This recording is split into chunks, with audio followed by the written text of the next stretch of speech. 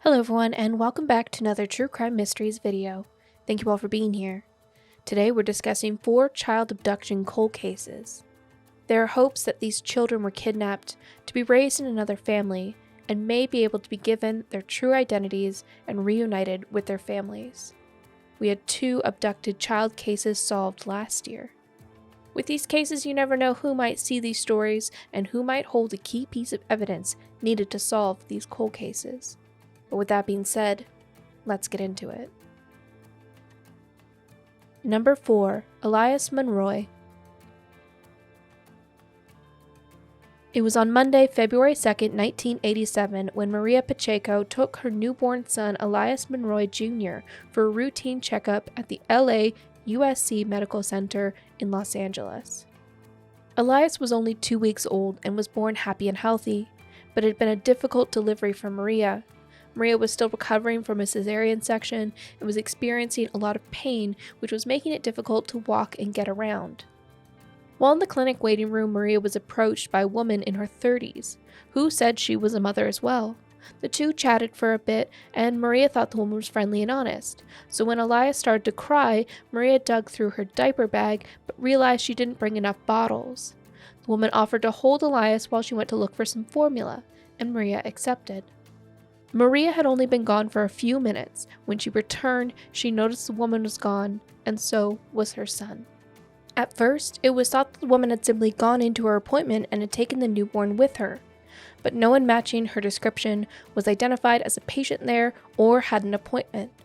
Little Elias had been kidnapped. When detectives started investigating the abduction, detectives in Hesperia, California, reached out with a similar abduction attempt on January 14th. In that case, a woman who had similarities to the description of the LA abductor approached a woman in a post office who was with her 4-month-old son. This woman had started chatting with the mother and had asked to hold the baby, which the mother declined. She left the post office and continued running her errands.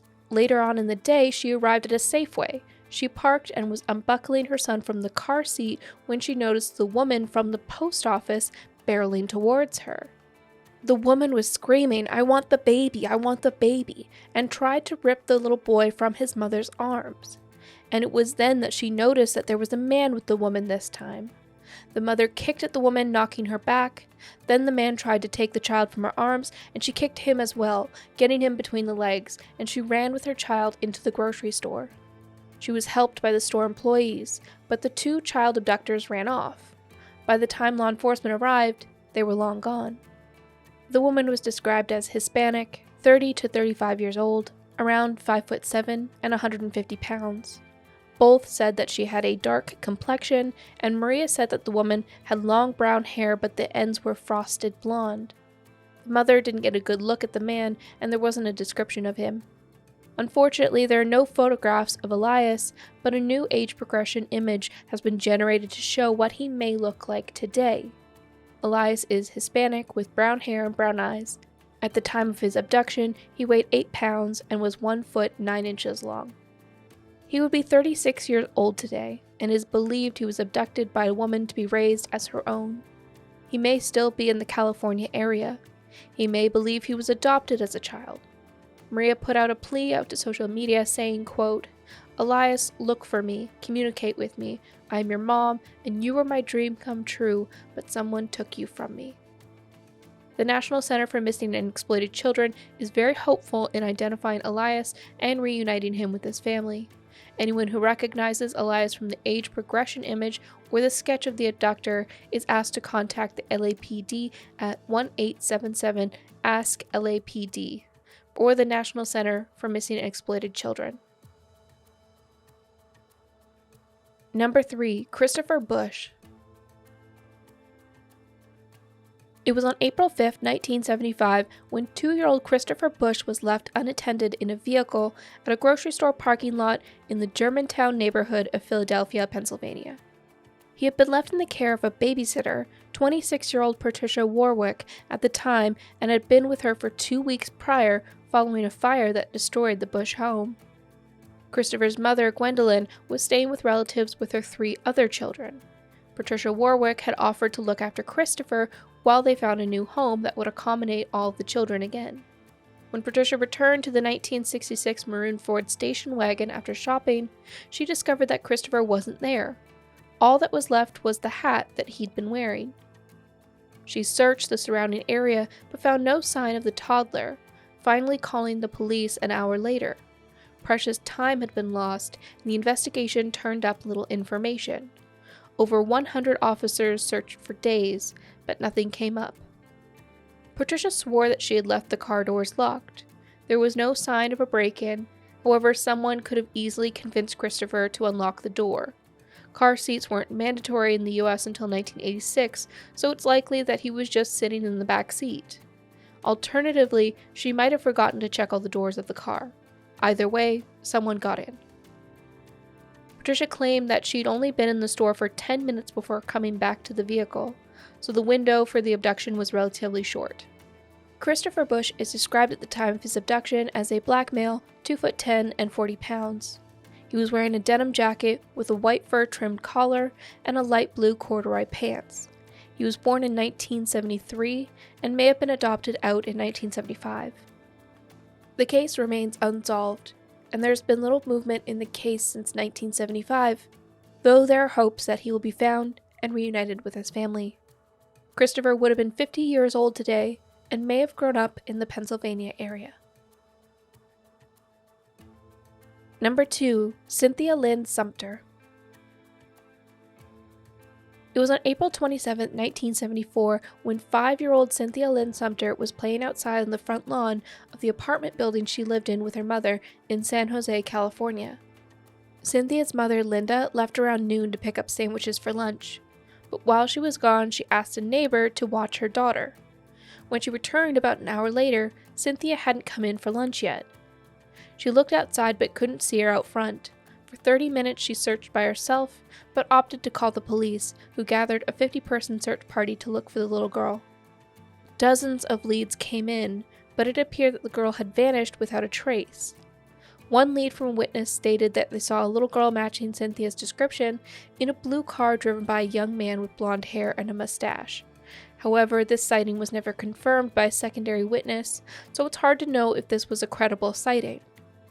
Days after her disappearance, a neighbor reached out to Linda and threatened that she needed to drop the criminal charge against his brother to see Cynthia again, along with $1,000 cash.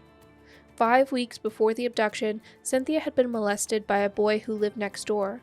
Linda had pressed criminal charges. It was determined that the boys didn't have Cynthia and were charged with attempted extortion. Cynthia's parents had divorced a year earlier, and in the early days of the investigation, both accused the other of kidnapping the child. Both were investigated and asked to take polygraph tests, which they both passed. They were ultimately ruled out as suspects. Another suspect was Antonio Madrid, a neighbor who lived 100 yards from the apartment building. Madrid committed suicide 2 days after the abduction. Law enforcement later found a shirt with blood on it and blonde hairs in his vehicle. It is unclear if genetic testing had been done on those items. Convicted killer Eugene Joseph Wesley was also investigated about Cynthia's disappearance. While connected to a polygraph machine, it showed deception, leading detectives to believe he knew more than he was saying. However, law enforcement stopped investigating him when he died in prison.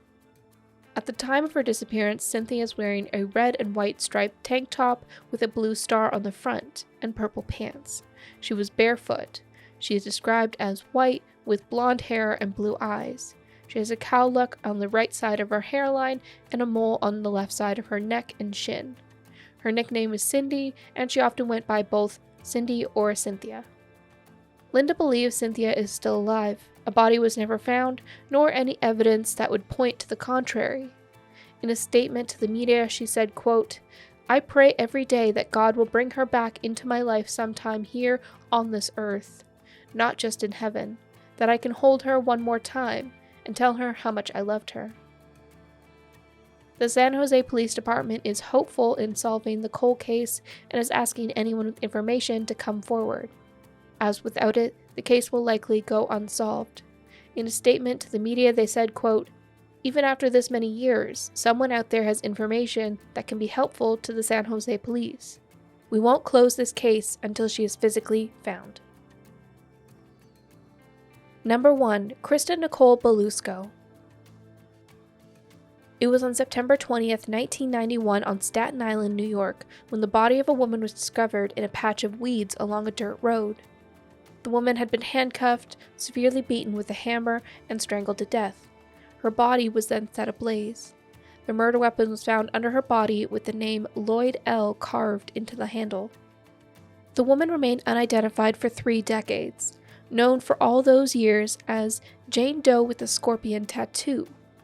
The cold case was opened in 2023 when familial DNA gave her name back as Christine Belusko. Christine was 30 years old at the time of her murder. She'd been a missing person since September 13, 1991, when she was last seen by family members. Christine had recently learned that she was adopted and had a falling out with her parents, who hadn't told her about the adoption until she was an adult. It had been a shock to Christine, and she told her family she was moving to Florida. That was the last she had been seen. Her family had no idea she'd been dead all these years. Her brother was the one to receive the notice that Christine had been identified as a Jane Doe. He asked if they had also found Christa. It was only then that law enforcement learned that Christine had a child who had been with her at the last time she had been seen. Her daughter had only been 2 at the time. Christa Nicole Belusko was last seen with her mother at the Mount Airy Lodge in Mount Ponoco, Pennsylvania. Her family never knew who her father was. Law enforcement believe that finding Christine's killer will lead to finding Christa. They believe that Christine was killed by someone she knew and are hoping that finding the identity of Christa's father will point them in the right direction. Christa Nicole will be 33 years old today. Her birthday was August 1st, 1989. She is described as Caucasian with brown hair and brown eyes. If you recognize Christa Nicole or know anything about the murder of Christine Belusko, call the Richmond County District Attorney's Office at 718-556-7085.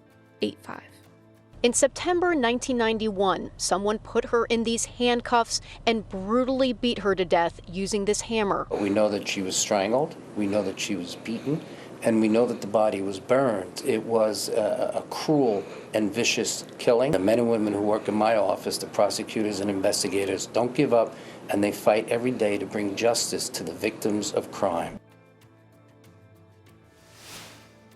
Well, that's going to be it for this video. Thank you so much for sticking around to the end. As always, if you want to support the channel, the easiest way is to hit the like button. You can also subscribe and hit the notification bell so you don't miss my next upload. Other ways to support the channel by joining my Patreon or channel membership. I also have merch, and you will find links in the description, plus a few extras. Don't forget to follow me on Instagram, TikTok, and now Twitch for more. But with that being said, thank you so much for being here and supporting what I do. It is very appreciated. That's it for me. I'll see you on the next one. Bye for now.